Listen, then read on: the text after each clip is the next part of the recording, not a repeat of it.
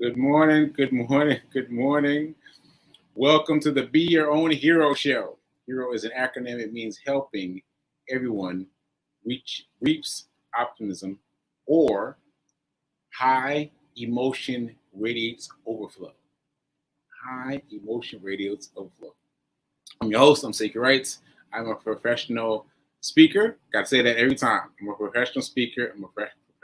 Professional speaker. I'm a professional speaker. I say. And I'm a man recovering from a stroke. I'm a man recovering from a stroke. So I got to make that clear every time I do this show. I am recovering from a stroke. It's been 11 months. It's been 11 months. Bravo. Bravo. I've been doing this for 11 months, and it's been great to have this space, the New Thought Media Network here, to have a place to experiment, to grow, to whisper in the ear of whatever deities are around me, to just really grow and try, because I've been trying a lot of things. And so it's been good. It's been good. All right, so I got a surprise today. And I'm so excited and nervous at the same time that I'm having trouble like getting it all together. But I'm going to introduce her in a minute, and let me just say, see if I can mention my run streak. So my run streak, as you know, if you've been watching the show, I've been running every day, at least a mile a day, since the first day of this year. Right? Every day is at least a mile a day since the first day of this year. And that has been so hard.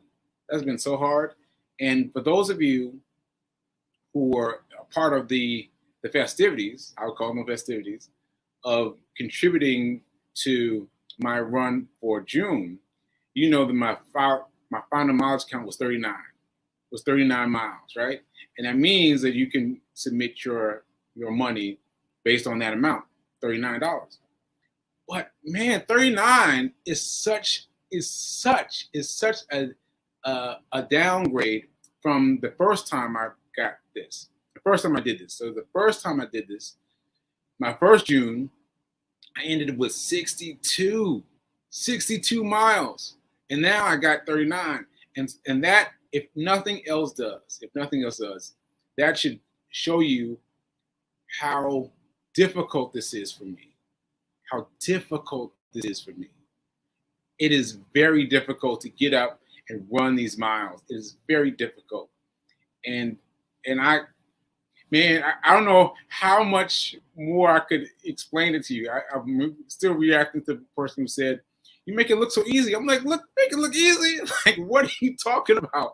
I don't know what I'm doing to make it look easy, but I am doing my best every day to get out there. And today, this morning, I did my run, but I forgot to record it. I was like, oh, man, I was feeling so bad. And so I had to enter it manually, but I don't even know if I got the mileage right. But I entered something. So I got something in the hamper. So anyway, I just had to get it out. Okay, so that said, let me go ahead and introduce to some and present to others my special guest. I'll let it be a surprise. And here we go. Right after the drum roll. Here we go.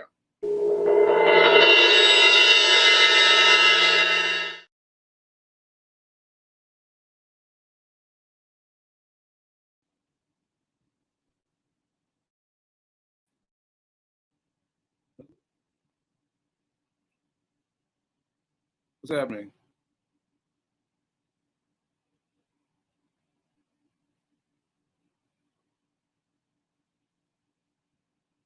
I don't know what happened.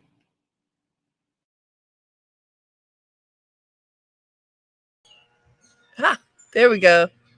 But you have your microphone on mute now. Oh no. There we are. We're not Okay. frozen anymore. Hey, Right, hey. Hey, welcome Harriet Cole.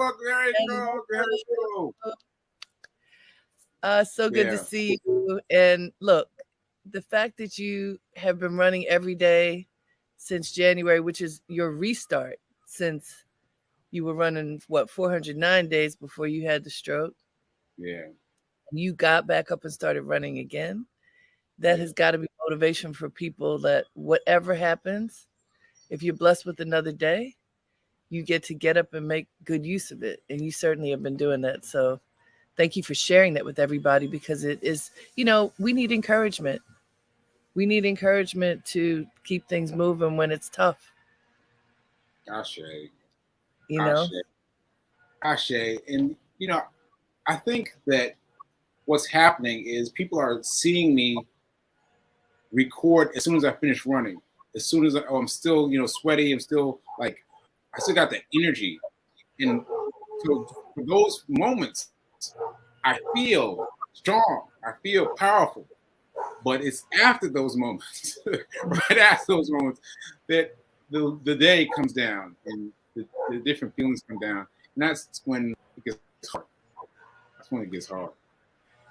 Well, it's life is like that, right? That people, the thing about social media.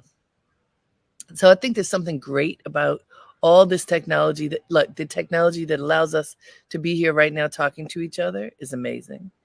Yeah. The the connections that you can make through social media, amazing. But we typically put the best of ourselves out there in those moments. If there are 24 hours in a day, you might show 5 minutes or 10 minutes or, an hour of your life. And if you're paying attention, you try to make that the very best hour, the very best, you put yourself in the best possible light. And, that can work for and against you and other people. If it looks like everything is peace and love and light at every moment, then it's not allowing for the rest of life to show itself.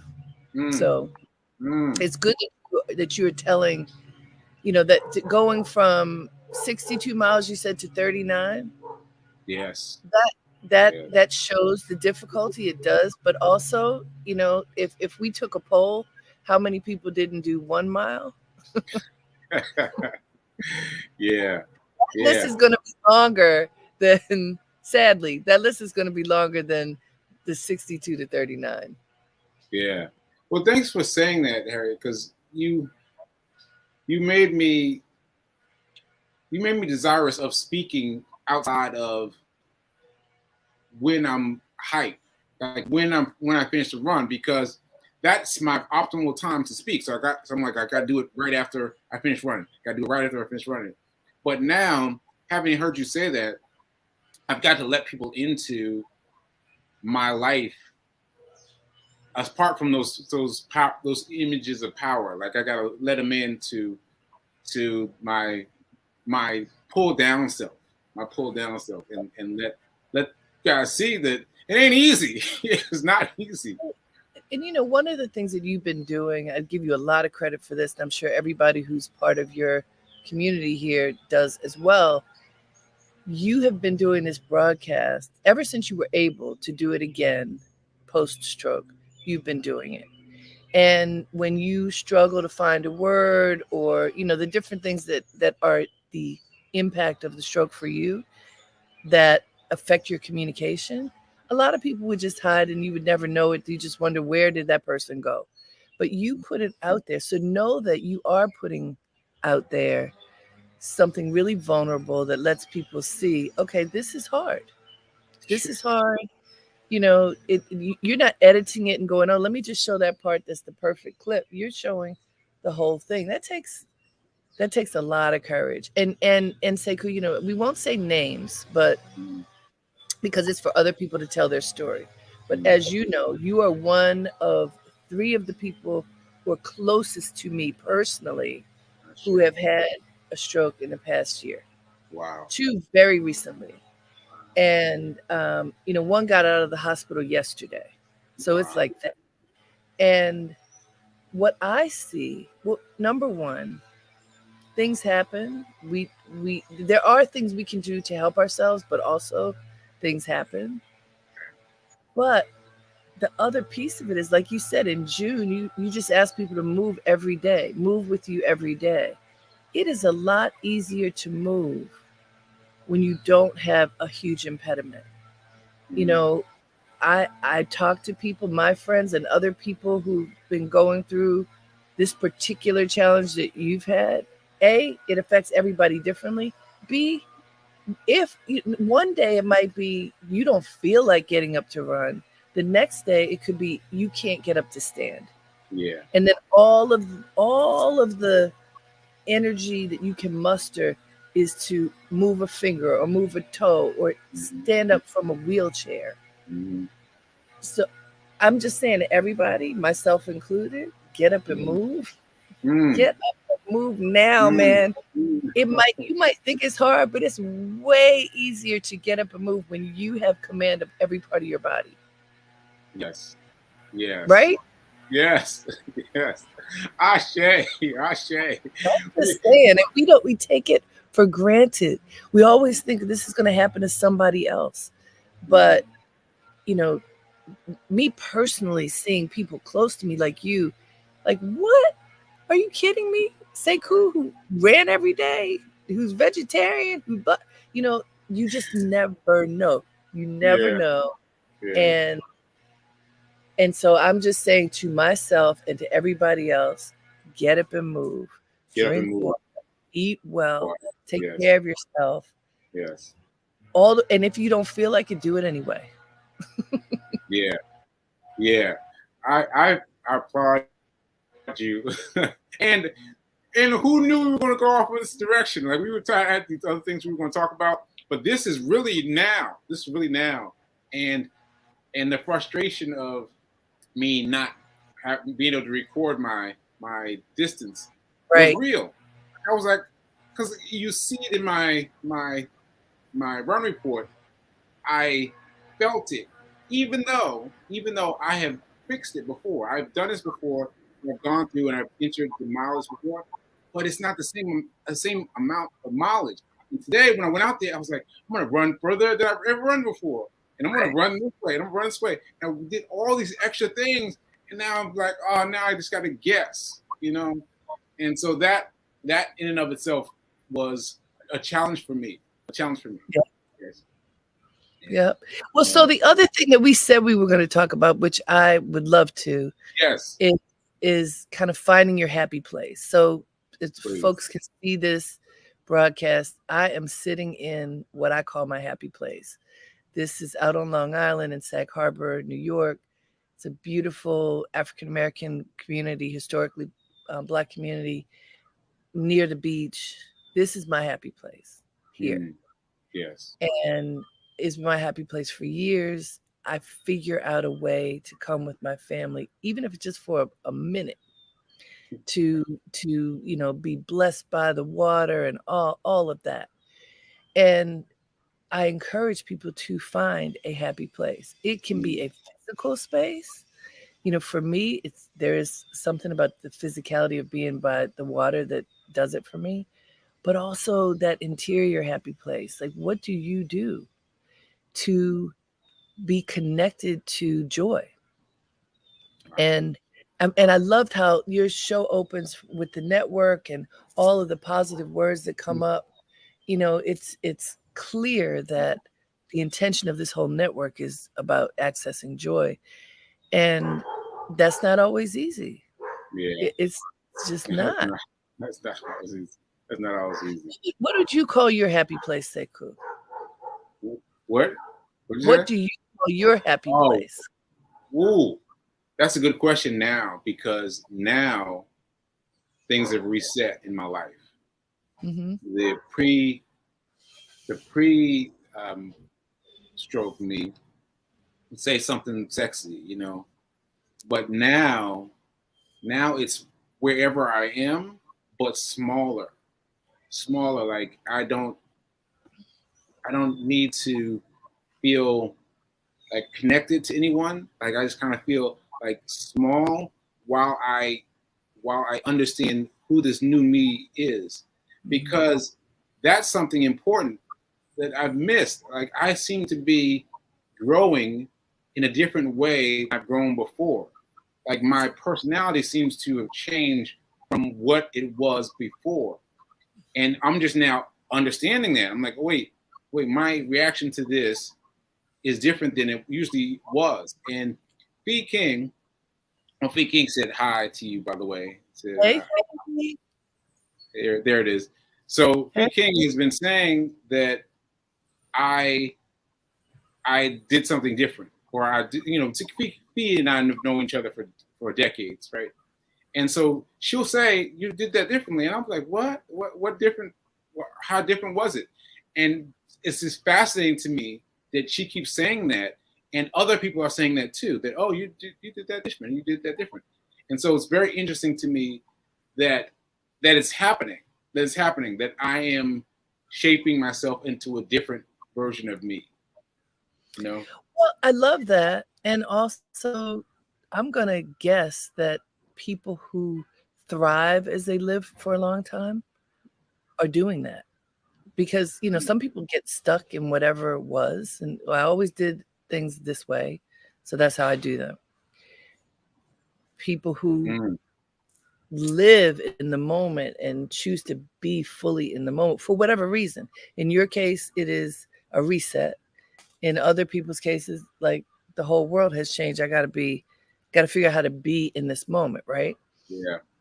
If you are paying attention and noticing what the moment calls for, Mm, yeah, it probably does make sense that you adjust and you shift. Like people who I've seen some people in their elderly years, like way older than you or me, who seem so spry, like in so many different ways. And not necessarily physically. Like I've seen a guy in a wheelchair, but he's totally, you know, he's present. mm, And I think part of that has to do with allowing yourself to be in the moment. So to that happy place point, if you're saying your happy place is wherever you are, great. How great is that? You take your happy place with you. Because yeah. That's great. That's great. I'm glad you put it that way. I like that. I'll take that. I yeah, just want to show us this. This is from Linda.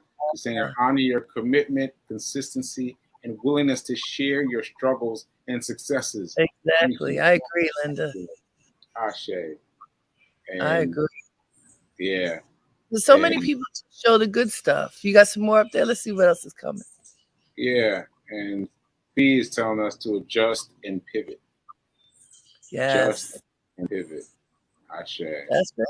That's it. And I think about people who are at different ages and stages, and especially now, like we can look at pre-COVID and post-COVID because that's another Mm, turning point for everybody, right? mm, And so she's point, adjust and pivot. The whole world changed with mm, COVID, and we had to figure out how we were going to be during that time. And mm, for many people, life is different today than it was before COVID, and certainly mm. during. And so for some people, it has meant their work changed completely because whatever they were doing, they couldn't do anymore because it disappeared.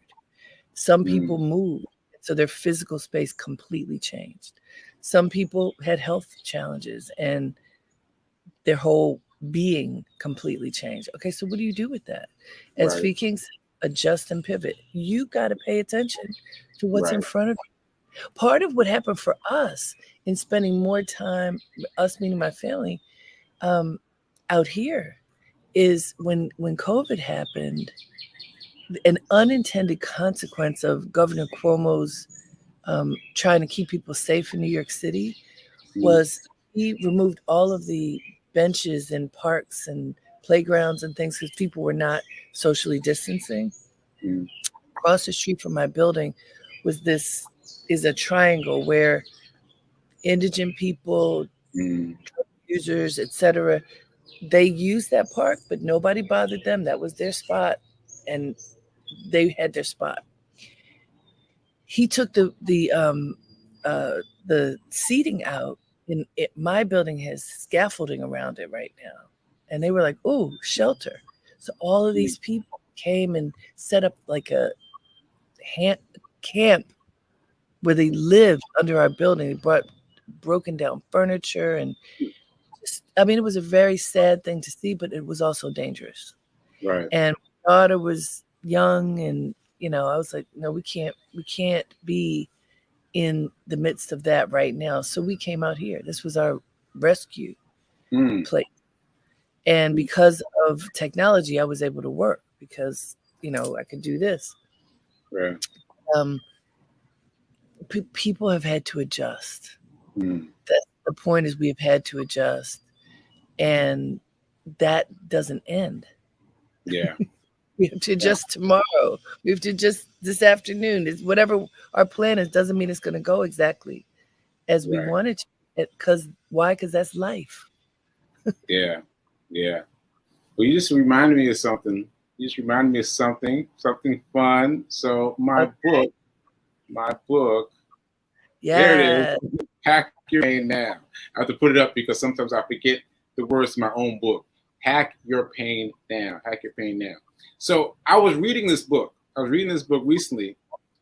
That's a long story. But I found that you're in this book. You are in this book, Harriet. And I haven't read it yet. I got to read it. Yeah, but it's interesting because in this book, I have taken very careful to use nicknames, like calling people by gemstones. I call people by gemstones, right? But I call specifically by name. And I thought that was so interesting. So I'm going to read you a little bit. Please, yes. A little bit. All right. So bear with me with the reading. That's all right. Later that night, my work mom and mentor, Harriet Cole, suggested that being of service would be good for me too. I wasn't trying to hear it. For years prior to this conversation, I had been donating 10% of the gross revenue from my jewelry line to nonprofits and causes. So to be honest, I felt like I was already doing enough. I nodded at her, but I had no intention of following up. So that was an interesting time period for me. Wait, look at this. See these bracelets? Oh yeah. These are rocks by Sekou. Wow. That's great. That's great.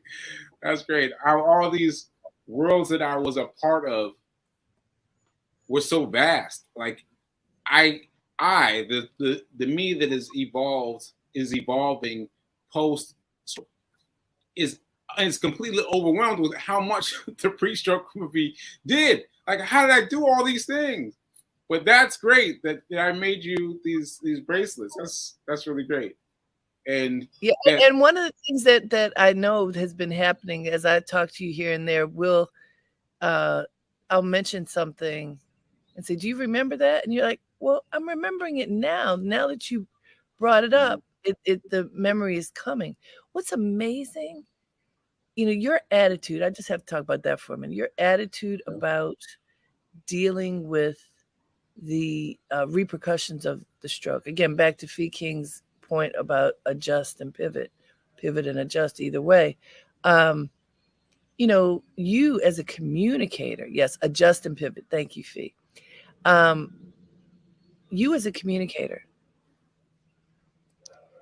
having compromise with your communication skills, that's got to be one of the most frustrating things. Oh. I mean, go ahead. Let me tell you, just interject for a second. There was a point at which I realized I couldn't read, and that was devastating for me. I bet. That was devastating for me. I had a book that I selected from a friend. I was like, oh, I'll read this. And I opened it up, and the letters wouldn't stay still. The things were in motion, and I was like, oh my goodness. Not being able to read was a big, strong thing for me. So I just had to put that out there. And I think I mentioned to you, I interviewed Ntozake Shange some years ago. She has since passed on, but she told me she had 3 strokes, which is amazing. And she said that she lost her ability to read, to speak, everything for quite some time.